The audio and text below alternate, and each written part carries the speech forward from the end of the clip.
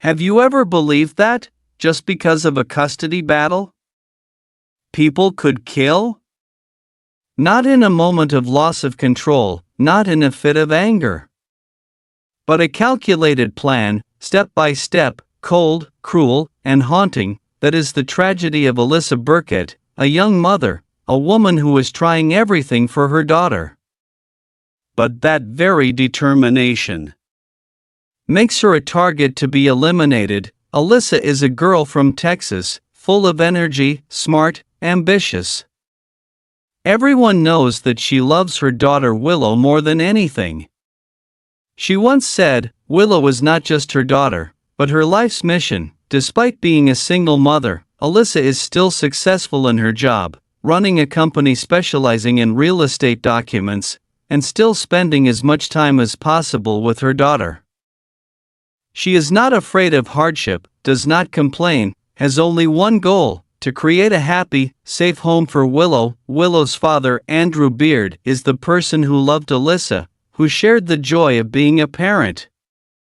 But after Alyssa gave birth, everything gradually cracked.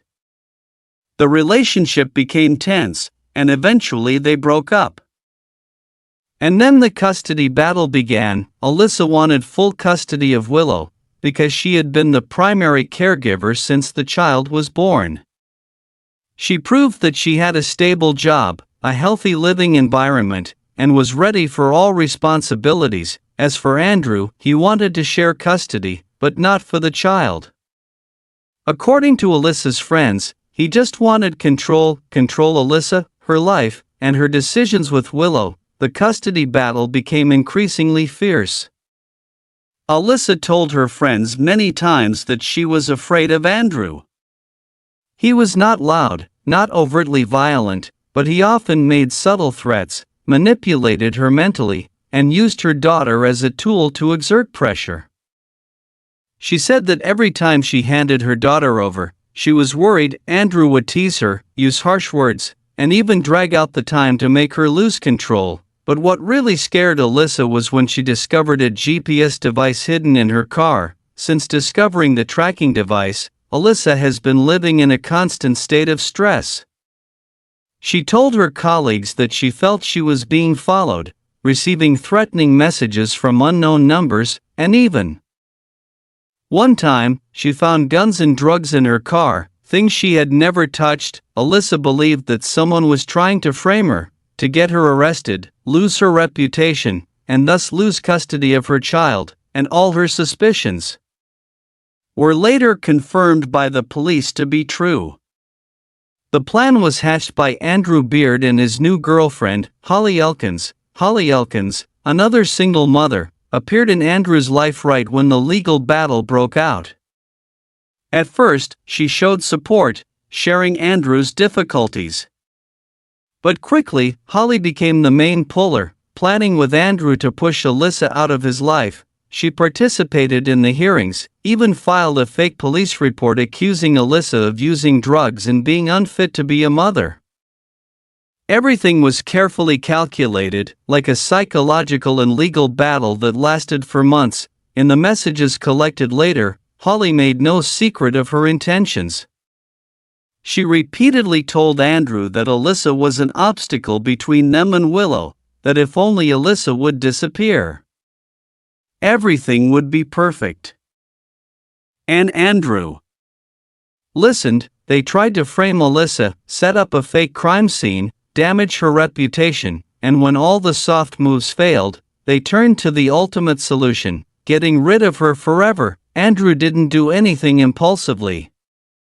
He planned it carefully: buy a gun, a knife, buy a fake beard, black clothes, gloves, learn how to kill someone without being detected, mapping Alyssa's daily movements. All of this evidence was later found on Andrew's computer, phone, and shopping receipts. Early on October 2, 2020, Alyssa went to work as usual. Little did she know that, in the darkness of the parking lot, Andrew was waiting. He was wearing a mask, a hat, a fake beard, and gloves. As Alyssa got out of the car, Andrew pulled out a gun and shot her in the head. But when he saw that she was still moving, he pulled out a knife and stabbed her repeatedly until he was sure she was dead. A cold, brutal murder, planned like an assassination mission. On the morning of October 2, 2020, the people of Carrollton, Texas woke up like any other normal day. But in a deserted parking lot in front of a law office, a bloody body had just been discovered. That woman was Alyssa Burkett, a 24-year-old single mother, shot in the head and stabbed to death just a few meters from the door of her workplace. The news spread like wildfire. The police arrived at the scene immediately. There were no signs of robbery. There were also no clues about a stranger. But one thing was certain: this was not a spontaneous act. This was a pre-planned assassination, step by step, detail by detail. From the beginning, the police did not rule out a personal factor. Alyssa had no enemies, no debts. But she was locked in a fierce legal battle with her ex, Andrew Beard, and then the clues began to fall into place. Security cameras near the crime scene showed a man wearing a mask, a fake beard, and all black, loitering around the office minutes before Alyssa arrived. The suspect vehicle was identified as a dark-colored pickup truck, matching the one Andrew owned. Purchase receipts were traced to Andrew buying guns, knives, fake beards, camouflage suits. Just days before the incident, police continued to search Andrew's home and electronic devices, and found a chilling trove of data: phone search history, how to kill someone without being detected, place a GPS tracker without anyone knowing, how to remove blood from clothes, text messages between Andrew and Holly, his current fiancée, discussing getting rid of Alyssa, calling her an obstacle, a threat to our future. The GPS on Andrew's phone shows that he was near the scene at the exact moment of the attack, and yet, Holly Elkins, the woman who had been standing behind Andrew, now reveals her role. From the intercepted messages, Holly not only knew the plan, but actively encouraged Andrew to act. She said, "Alyssa doesn't deserve Willow. Don't be soft. She'll ruin our lives. If you don't dare, I'll take care of it." Holly didn't actually hold the knife or pull the trigger, but she set the stage for Alyssa's murder months in advance by manipulating her, setting up the law, and pushing Andrew to the point of losing control. Andrew Beard was arrested just days after the murder. When confronted with overwhelming evidence, he remained silent, neither admitting nor resisting. Andrew's defense attorney tried to argue that he was acting out of emotional turmoil over the loss of his child. But with meticulous preparation, physical and electronic evidence, and witness testimony, the jury didn't have to wait long to reach a verdict: Andrew Beard, guilty of first-degree murder. Sentenced to life without parole. Holly was charged as an accessory. Although she wasn't convicted of murder, her actions were just as outrageous. She received a lighter sentence, a conviction for tampering with evidence, harassment, and aiding and abetting. But when Holly was released early after a few years in prison, public opinion was in an uproar. Alyssa's family, especially her mother, said that justice was only half served. After the trial, Alyssa's mother choked up in front of the camera, "My daughter was a wonderful mother. She didn't deserve to die like that. She just wanted to live in peace with her daughter." Willow, the child at the center of it all, was now motherless, a devoted, gentle, resilient mother murdered just because she dared to stand up for her right to be a mother. The murder of Alyssa Burkett was not simply a murder.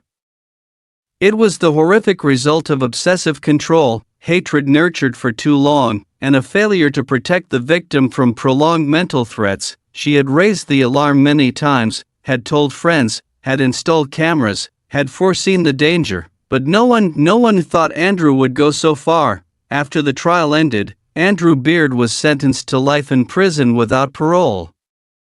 Holly Elkins received a lighter sentence, and has since served her sentence. But for Alyssa's family, especially her mother and her young daughter Willow, the sentence was never enough to fill the void Alyssa left behind. She was brutally murdered. For what? For wanting to raise her children in peace, for refusing to submit to an abusive man, and for being so brave to stand up for her rights as a mother in a legal system that is sometimes too slow to protect women from unnamed threats. Even though her life ended in pain, Alyssa never let herself fall. She worked full-time to raise her children, ran a small business, went to court constantly, faced dirty tricks, from GPS tracking in her car, anonymous threatening text messages, drugs, and guns, all to make her lose custody of her children. But Alyssa did not give up. She installed cameras. She called the police. She documented every detail. She fought until the very end. I didn't do all this because I hated him. I did it because my daughter needed to be safe. Needed a strong mother. Those words, her friends and mother recounted, were like an unspoken will. A final declaration that Alyssa had chosen to stand on the side of light, despite the darkness that surrounded her every day. What made Alyssa's case so haunting was not only the cruelty of the perpetrator, but also the slow murder that had preceded it, lasting for months. Andrew did not openly assault her, he manipulated her psychologically. Set up legal traps. Created an image of a pitiful father while silently destroying Alyssa's life piece by piece, hidden GPS to track her every step. Submitted false court reports, falsely accusing her of drug use, put a gun in her car to make her a criminal, and finally, killing someone in disguise, like a professional assassin. It was no longer a simple family dispute. It was a war of psychological torture, isolation, and reputation destruction, until Alyssa had no way out. Since this case, the community and the legal community have begun to speak out strongly about emotional abuse in previous relationships, the impact of indirect threats, entrapment, anonymous threats, fabricated records, and the importance of listening to victims when they feel they are being stalked, even without physical evidence. After losing her child, Alyssa's mother didn't hide. She stood up and organized campaigns called #Justice for Alyssa, not just to honor her, but to advocate for changes in Texas law. One of her clear goals, increasing legal protections for women who are experiencing post-divorce harassment, especially in custody battles. She also called for legislation to address unauthorized GPS tracking, abusing the legal system to slander the other party, and harsher prosecutions of those who indirectly support. Like Holly Elkins, the campaign garnered tens of thousands of signatures. And at Alyssa's memorial service a year after her death, hundreds of people attended a vigil, many of them single mothers who had been threatened, but never believed. Dove Willow, the remaining life, and there's one more person. At the center of it all, Willow, that one-year-old child, is now 6. Willow has no mother. Her father is in prison, but she is being raised by her grandmother in the arms of a loving community. And they will not let Alyssa be forgotten. In 2021, a scholarship fund called the Alyssa Burkett Foundation was established to support young women and single mothers in custody disputes to receive free legal advice. Alyssa's legacy is not death, it is awareness, a warning about the invisible violence, but the power to take lives. Alyssa did everything right, she reported. She was careful. She recorded. She kept the evidence, and she was still killed. The question is, are we, the people around us, really listening to her? If you know someone who was in a situation like Alyssa's, they say they are afraid of someone. They feel watched, they show signs of isolation, trauma, or a loss of trust in the system. Trust them. Don't wait until there's a body. The story of Alyssa Burkett is a harrowing lesson about the limits of the law and the need for courage. Please share this video if you believe someone out there needs to hear it today. What are your thoughts? Leave a comment, and if you want to see more real stories, sad, angry, but important, subscribe.